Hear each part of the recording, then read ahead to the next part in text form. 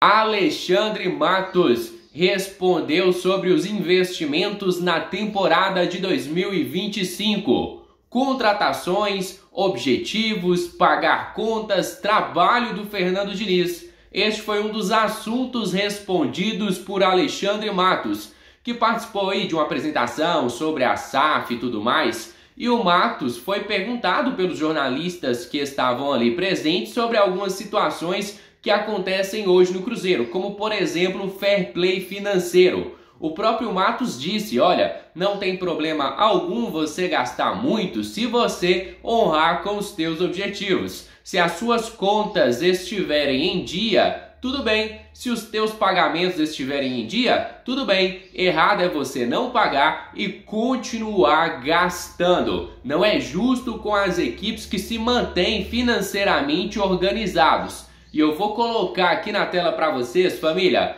o resumão das principais falas do Alexandre Matos, só as principais falas, onde ele comenta sobre todas essas situações. Antes de colocarmos aqui na tela para vocês, eu peço a cada um que deixem aqui o seu gostei, que se inscrevam no nosso canal, porque sua participação é de extrema importância para o nosso crescimento. Eu conto demais com o apoio de cada um de vocês. Agora confira as falas do Alexandre Matos. Hoje, né? Jogo importante, Campeonato Brasileiro, já aí, valendo pela rodada deste campeonato. O que você tem a dizer desse momento do Cruzeiro agora? Mudança de treinador, né? O time teve uma queda um pouco na tabela, o que você pode falar? Que natural, previsível. Se alguém pensava diferente, estava equivocado. Qualquer time do mundo que se mexe muito, muda muito, que se muda a gestão, comando técnico, atletas, funcionários, é natural que tenha oscilações, né? Acho que o Cruzeiro, mesmo assim, continua ali na parte de cima. Estamos numa semifinal de Sul-Americana.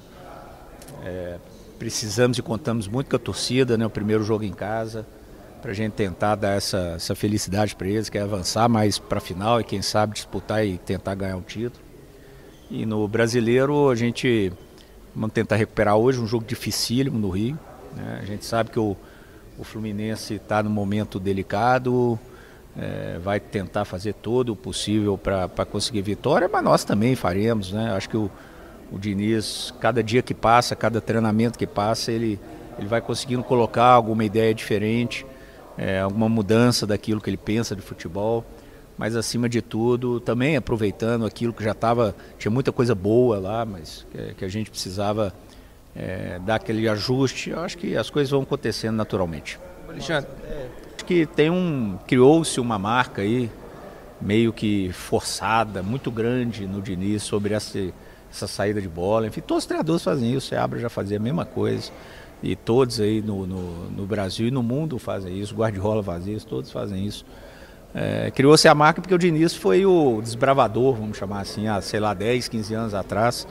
Ele já impunha isso e as pessoas ficou muito focado nele. Mas o que o Diniz faz já é a modernidade do futebol e todas as equipes, ontem acompanhando os jogos aí de Copa Brasil, todas as equipes têm saída de bola do mesmo jeito, todas tentam fazer ali também. O que o Diniz faz, ele tem convicção e tem um futebol envolvente, um futebol para frente. E um futebol que, de uns anos para cá, se equilibrou bastante e conseguiu títulos, né? O Diniz vem numa sequência aí de 2, 3 anos ganhando títulos, né? Então acho que é o que o torcedor quer, um futebol para frente, tentando jogar, não tendo medo de jogar, muito pelo contrário, a palavra covardia com o Diniz não existe. E é isso que a gente espera do nosso time, sem problema nenhum e com a certeza que as coisas vão caminhar bem. Alexandre, tá faltando 3. Foco total para vencer essa competição? Não, o foco é nos jogos. Hoje a gente tem um foco total para tentar ganhar do Fluminense. A gente tem que fazer isso. Quando a gente jogar com o Lanús, nós vamos focar no Lanús. E assim vai, mas a gente precisa hoje, tanto é que vai jogar o que tem de melhor, né, nas escolhas do treinador, óbvio. Mas o foco é o Cruzeiro conseguir se impor, retomar aquele Cruzeiro de pensar, de ser respeitado principalmente como um candidato a título, com um clube com a força que sempre foi, que nesses últimos anos, infelizmente, tinha perdido um pouco disso. Então, a melhor maneira de fazer isso é, na verdade, focar em tudo que vier pela frente. Então, o Cruzeiro hoje vai bem focado no Rio para tentar a vitória. O Pedrinho ontem, terça-feira, perdão, ele, eu estava te dizendo... Eu queria falar um pouquinho sobre planejamento. Você veio falar sobre fair play financeiro aqui, né? Mas o Pedrinho já está anunciando que para o ano que vem o Cruzeiro vai abrir os cofres de novo, vai contratar jogador de nível nacional, falou em 3 nomes e tal. Como que é feita essa engenharia aí para que o cruzeirense possa começar a ter esperança para o ano que vem, ter ainda mais jogadores de qualidade? Olha, eu não vi o Pedrinho falando que vai abrir o cofre, eu vi ele falando que nós vamos trazer jogadores, obviamente dentro da realidade que... De nível nacional, de jogadores grandes. Sim, mas a gente vai fazer dentro da nossa realidade. Lembra quando a gente fez essas contratações, bem antes de abrir a janela, e o Cruzeiro se posicionou através do Pelourenço, da minha pessoa, que o Cruzeiro ali tinha parado de contratar, e todo mundo duvidava, especulava e dizia 200 vezes que nós ia trazer isso, aquilo, e a gente disse, claro, não. Por que ou não? Porque a gente estipulou um limite, estipulou de maneira organizada um plano financeiro e a gente colocou em prática e é assunto encerrado. Como é feito uma empresa, né? A gente não pode... Aliás, o futebol brasileiro, os clubes quebraram muito por isso. Agora estamos em crise, precisamos contratar e não sei como é que vou pagar, isso não é problema, precisamos ganhar jogo, enfim. Não, ali tem uma organização. Então, dentro da organização que foi estipulada, nós vamos fazer, né? O que o torcedor pode ficar tranquilo é que cada ano o Cruzeiro vai um elenco que a gente considera muito bom, né?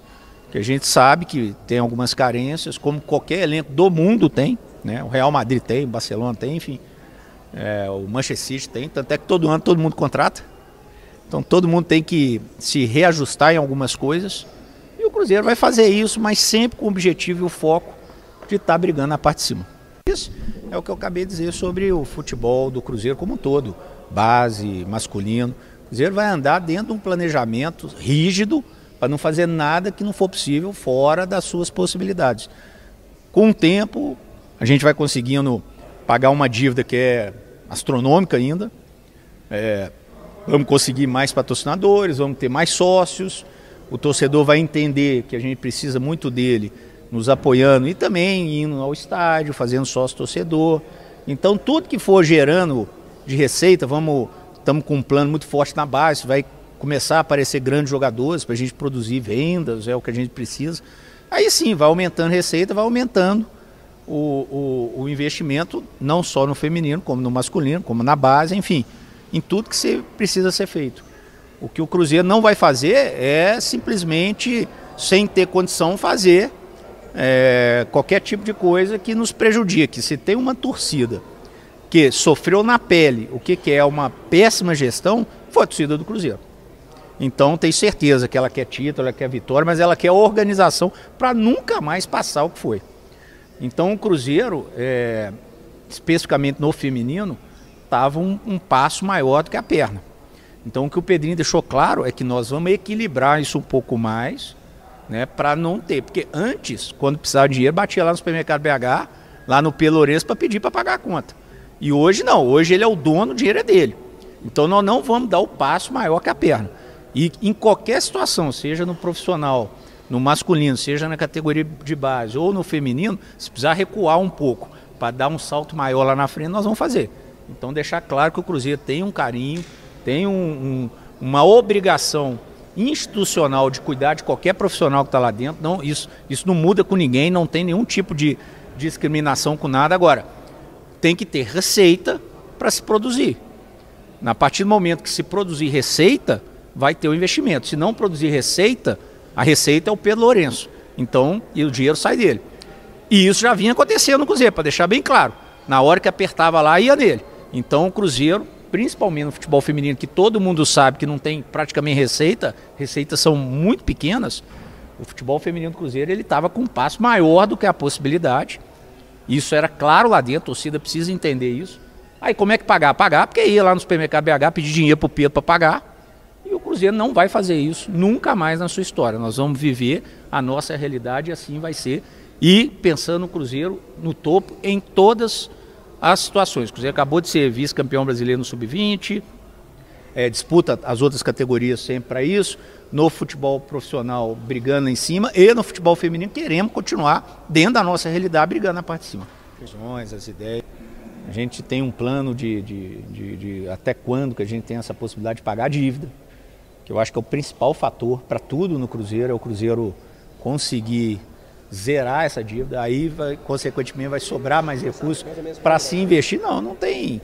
Temos uma ideia, né? Mas precisar isso é muito complexo, né? Então são vários fatores, enfim, mas o Cruzeiro precisa aí, nos próximos 5 a 10 anos, estar extremamente equilibrado, já resolvido esse problema de dívidas. Para aí, obviamente, se você não precisa pagar, você pode investir, né? Então acho que e precisamos subir a receita também. O Cruzeiro, pelo tamanho que é, o tamanho do torcedor e tudo, o Cruzeiro não pode ter uma receita de 300 e poucos milhões, né? Eu acabei de sair do Atlético Paranaense que bateu 800 e poucos milhões no ano passado. Então o Cruzeiro precisa elevar isso aí para ser cada vez mais competitivo no mercado e ter possibilidade de investir mais recursos no futebol masculino e feminino.